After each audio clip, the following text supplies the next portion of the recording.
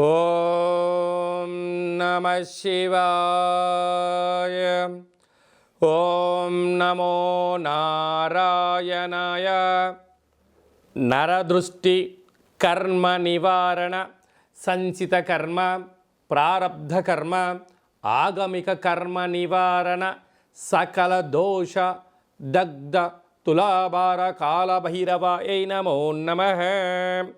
ప్రథమం శైలపుత్రి, ద్వితీయం బ్రహ్మచారిణి, తృతీయం చంద్రఘంటిక, కూష్మాండేతి చతుర్థం, పంచమం స్కందమాతేషు, షష్టమం కాత్యాయని చ, సప్తమం కాళరాత్రి, అష్టమం మహాగౌరీ, నవమం సిద్ధిరాత్రి. శ్రీ రాజరాజేశ్వరీ దేవ్యై నమోస్తుతే. హరి ఓం. మా ఛానల్కి స్వాగతం. చూస్తున్న వీక్షకులకు, ప్రేక్షకులకు, ప్రియ కాళభైరవ భగవద్బంధులకి స్వాగతం పలుకుతూ, మమ్మల్ని ఎంతగానో ఆదరిస్తూ ఉండబడినటువంటి ప్రియ సోదరా సోదరీమణులకు స్వాగతం పలుకుతూ, అందరికీ ముందస్తుగా విజయదశమి పండగ శుభాకాంక్షలు. అమ్మవారి యొక్క ఆశీస్సులు ఉంటే మనకు అన్నీ ఉన్నట్లే కనుక అమ్మను స్మరిద్దాం, అమ్మను ధ్యానిద్దాం. ప్రకృతితో మమేకమైనటువంటి అమ్మవారిని శాకాంబరి స్వరూపంలో పూజ చేసుకుందాం. జీవనాన్ని అద్భుతమైన ఆనందకరమైన జీవితానికి స్వాగతం పలుకుదాం.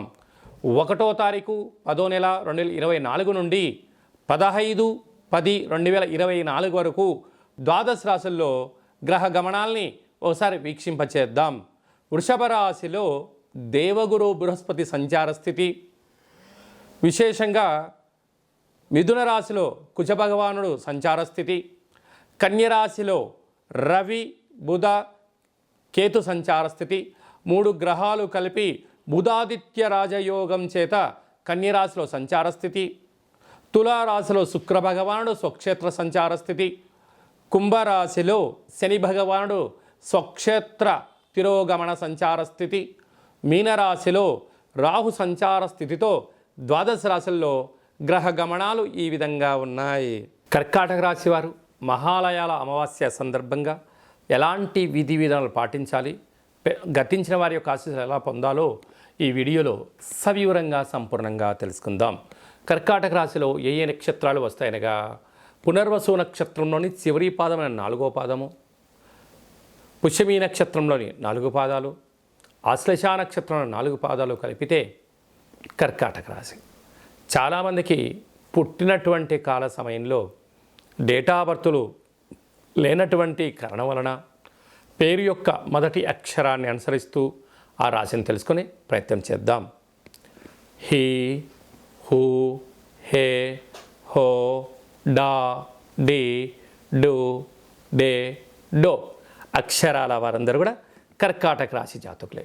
కర్కాటక రాశి యొక్క అధిపతి చంద్రభగవానుడు కనుక బుధవారం ఉత్తర హస్త నక్షత్ర సందర్భంగా మహాలయాల అమావాస్య రావడం వలన వీలైనంత వరకు పితృదేవతలను స్మరించడం, వారికి దర్భలు నల్ల నూలతో పాటి తెలుపు వస్త్రాలను బ్రాహ్మణుడికి దానం ఇవ్వడం కానీ, ఒక దోషుడు బియ్యాన్ని పెద్దవారికి నమస్కారం చేసుకొని గోమాతకు ఆహారంగా ఏర్పాటు చేయడం కానీ, అలాగనే పక్షులకు ధాన్యం చల్లడం కానీ, కాకులకు ఆహారం వండి పెట్టడం వలన ఈ యొక్క కర్కాటక రాశి వారికి మనశ్శాంతి, ఆయుర్వృద్ధి, జ్ఞానవృద్ధి, ఐశ్వర్య సంపద కర్కాటక రాశి వారి సొంతమయ్యే పరిస్థితి ఉంటుంది.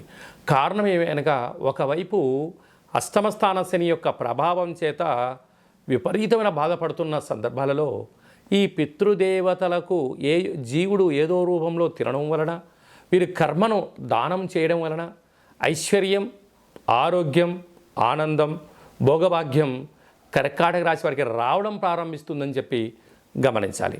అలాగా వీరికి తృతీయంలో బుధాదిత్య రాజయోగం కారణం వల్ల, అక్కడే కేతు సంచారం చేయడం వల్ల ఏదైనా ఒక పని చేసేటప్పుడు మీ సిక్స్ సెన్స్ అంటే భవిష్యత్తును దృష్టిలో పెట్టుకొని గతంలో ఏం జరిగింది, ఏం జరుగుతుంది, ఏం జరగబోతుంది అనేటువంటిది దృష్టిలో ఉంచుకొని చేయగలిగితే మీకు అద్భుతమైన మంచి ఫలితం ఉంటుంది.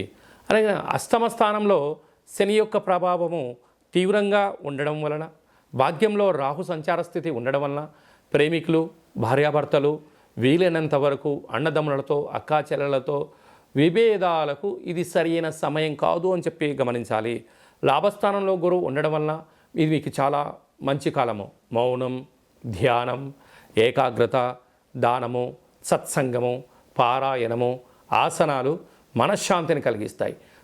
వ్యయంలో కుజ భగవానుడు సంచారం చేయడం వలన, కుజదోష ప్రభావం కారణం వలన మీ జన్మ నక్షత్రం రోజున అష్టమి, పూర్ణిమ, అమావాస్య తిథుల యందున దూర వాయు జల ప్రయాణాలకు దూరంగా ఉండండి.